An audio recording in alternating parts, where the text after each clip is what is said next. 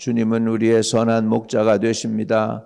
필요할 때마다 우리에게 꼴을 먹여주시며 은혜 베풀어 주시니 감사합니다. 주님께서는 양의 문이라고 했습니다. 우리가 들어오며 나가며 꼴을 얻는다고 했습니다. 오늘도 주의 전으로 나아갑니다. 주님의 얼굴을 뵙기를 원합니다. 허물 많고 부족하지만 하나님의 은혜와 긍휼을 베풀어 주시고 우리를 만나 주시고 우리의 간구에 귀를 기울이시며 오늘도 응답해 주시는 은혜로운 하나님을 찬양드립니다. 예배 가운데 함께 하실 주님을 예배합니다. 주님 높임 받으시고 우리의 심령을 만져주시옵소서. 예수 그리스도 이름으로 기도합니다. 아멘. 아멘. 열왕기하 25장입니다. 열왕기하 25장 8절에서 17절까지 보겠습니다. 8절에서 17절까지 하나님의 예언의 말씀이 선포된 대로 되었습니다. 결국은 예루살렘 전체가 멸망하는 내용이 나오고 있습니다.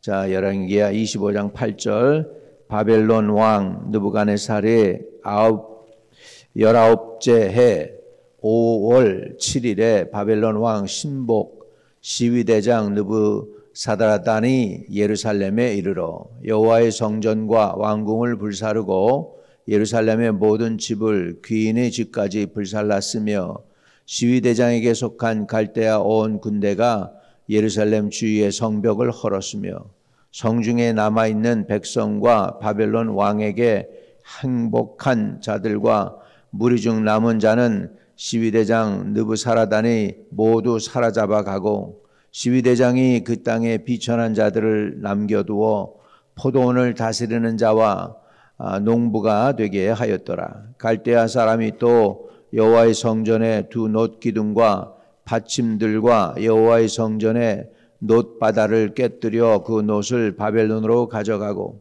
또 가마들과 부삽들과 부집개들과 숟가락들과 섬길 때 쓰는 모든 놋그릇을 다 가져갔으며 시위대장이 또 불 옮기는 그릇들과 주발들 곧 금으로 만든 것이나 은으로 만든 것이나 모두 가져갔으며 또 솔로몬이 여호와의 성전을 위하여 만든 두 기둥과 한 바다와 받침들을 가져갔는데 이 모든 기구의 논무게를 헤아릴 수 없었으니 그 한 기둥은 높이가 18규빗이요 그 꼭대기에 논머리가 있어 높이가 3규빗이요 그 머리에 들린 그물과 석류가 다 놋이라. 다른 기둥과 장식과 그물도 이와 같았더라. 아멘. 예레미야 25장 우리 8절 보면서 이 예언의 말씀이 어떻게 이루어진 것인지 한번 보겠습니다. 예레미야 25장입니다. 예레미야 25장 8절입니다. 보라, 내가 북쪽 모든 종족과 내 종 바벨론의 왕 느부갓네살을 불러다가 이 땅과 그 주민과 사방의 모든 나라를 쳐서 진멸하여 그들을 놀램과 비웃음거리가 되게 하여 땅으로 영원히 폐허가 되게 할 것이라. 여호와의 말씀이니라. 내가 그들 중에서 기뻐하는 소리와 즐거워하는 소리와 신랑의 소리와 신부의 소리와 맷돌 소리와 등불 빛이 끊어지게 하리니 이 모든 땅이 폐허가 되어 놀랄 일이 될 것이며 이 민족들은 70년 동안 바벨론의 왕을 섬기리라. 이렇게 해서 이름까지 여기 나옵니다. 느부갓네살이 와서 이렇게 할 거야 라고 우리 얼마나 하나님이 분명한 선언인지 모릅니다. 다시 이제 열왕기하 25장으로 오겠습니다. 이 예언의 말씀을 예레미야 선지자가 선포했죠. 애굽을 따르지 말고 바벨론에 항복하라고 그랬는데 그 말을 안 들어요. 시드기야가. 그래가지고 선지자의 말을 안 들음으로 인해서 두 아들은 자기 눈앞에서 죽임을 당하고 시드기야 왕은 눈알이 뽑혀서 바벨론으로 끌려갔습니다. 그 후에 이제 예루살렘 성전이 붕괴되는 사건이 8절과 9절에 있습니다. 바벨론 왕 느부갓네살의 19째 해 5월 7일에 바벨론 왕의 신복 시위대장 느부사라단이 예루살렘에 이르러 여호와의 성전과 왕궁을 불사르고 예루살렘의 모든 집을 귀인의 집까지 불살랐으며, 이렇게 해서 지금 예루살렘이 회파되고 있습니다. 성전도 파괴되었습니다. 선지자의 말대로 되었습니다. 하나님의 말씀, 하나님의 심판은 이제는 확정되었기 때문에 돌이키지 아니합니다. 자, 10절, 12절, 10절에서 11절, 시위대장에게 속한 갈대아 온 군대가 예루살렘 주위에 성벽을 헐었으며, 왜 성벽을 헐었을까요? 다시는 재건하지 말라는 거예요. 다시는 바벨론한테 이제 대적해서 재건하지 말라는 그런 것입니다. 여러분, 이렇게 해서 바벨론이 예루살렘을 멸망시키고 나서 얼마 안 있다가 메데 바사라고 하는 지금의 이제 이란, 이락이 있는 그 나라죠. 거기에 의해서 또한 나라가 멸망당하고 나중에 그 다리우스라고 하는 사람이 왕이 됩니다. 네. 그 다리우스가 왕이 될 것을 또한 하나님께서 이사야 선지자에게 지금 100여 년 전에 예언을 해줬어요. 또 예레미야가 똑같이 다시 예언을 합니다. 70년 만에 예루살렘이 회복된다고 하는 얘기를 지금 그 예레미야 선지자가 얘기하죠. 70년 만에. 다시 말하면 예루살렘 성전이 회파됐으니까 아주 없어진 건데, 그런데 아주 없어지지 아니합니다. 그게 다시 말하면 소망이 있는 거예요. 70년 만에 회복된다는 거예요. 여러분, 우리나라에도 옛날에 왕국이 있었다 없다 그러죠. 예, 그래서 중국에도 이제 나라가 있었죠. 당나라도 있었고 명나라도 있었고, 그렇죠.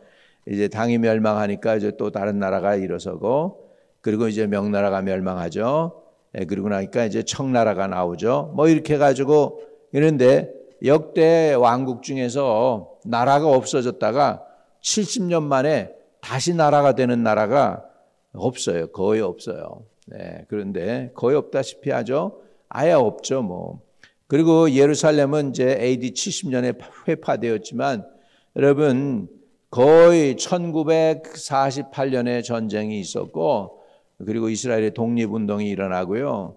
그리고 나서 이제 한국이 8월 15일 날 광복을 했다면 이스라엘은 5월 14일인가가 이제 광복을 했습니다.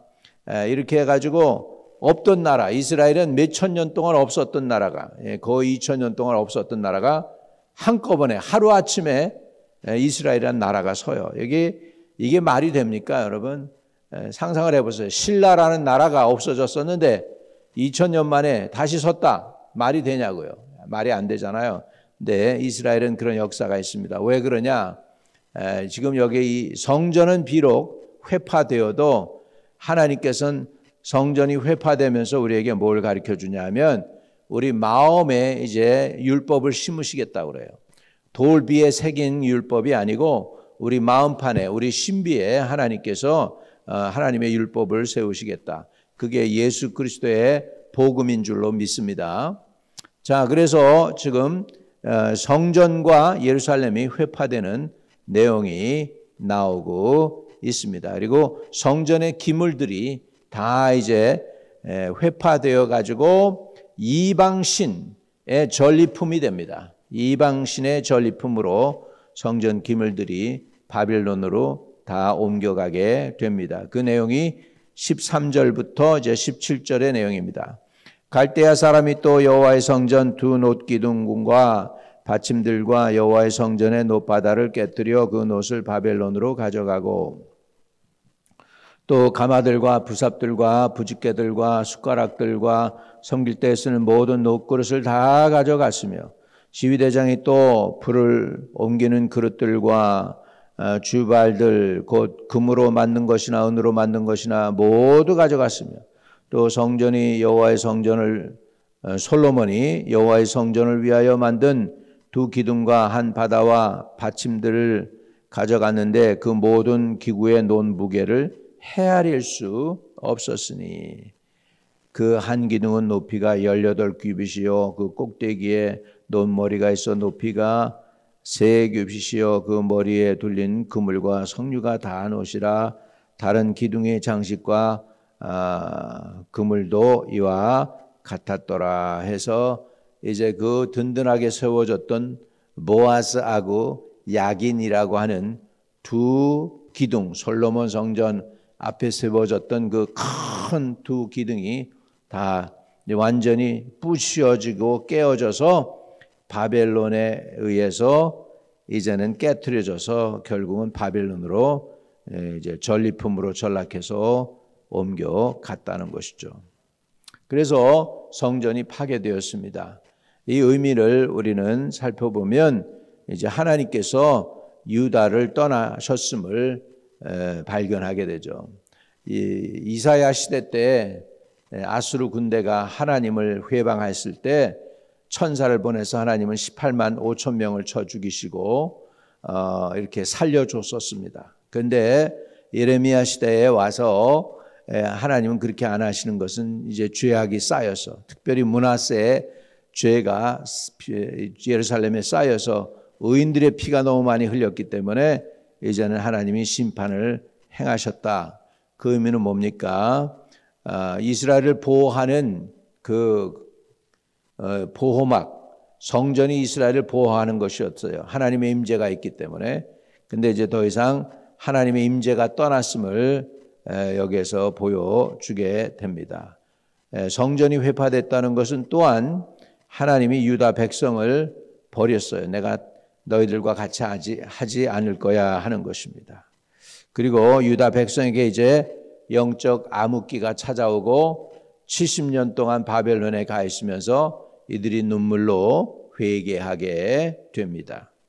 그래서 나중에 하나님이 들어 쓰시는 때 보면은 예루살렘에 남아있는 사람들을 쓰시는 게 아니고 바벨론에 가가지고 통곡하면서 하나님을 그리워하고 예루살렘의 성전을 그리워하는 눈물 뿌린 사람들의 눈물의 기도를 들으시고 70년 만에 다시 이 백성들이 돌아와서 이제 그 제루바벨 성전을 이제 다시 세우게 됩니다. 솔로몬 성전은 오늘로서 이게 회파가 된 것을 우리는 보게 됩니다. 여러분 어찌하든지 우리에게는 하나님의 임재가 떠나지 않게 해야 합니다. 여러분의 삶 속에 매일매일 살아있는 제사가 그리고 예배가 주님을 향한 찬미가 그리고 주님으로 도는 지혜로운 음성과 분별력을 받아서 매일매일을 살아가는 저와 여러분이 되시기를 주님의 이름으로 축복합니다. 하나님 아버지, 오늘 우리는 열왕기하 25장 마지막 장인데 아버지 하나님 거의 이제 마무리가 되었습니다. 이걸 통해서 하나님의 임재가 얼마나 중요하고 하나님의 보호막을 떠나면 보호막을 걷어가시면 우리가 어찌 되는지를 분명하게 보여주시니 감사합니다. 그러나 심판의 주님이시지만 심판 중에도 은혜를 베풀어 주셔서 이스라엘의 남은 자들이 예루살렘으로 돌아올 수 있게 해주시는 하나님의 놀라운 은혜와 능력을 찬양을 드립니다.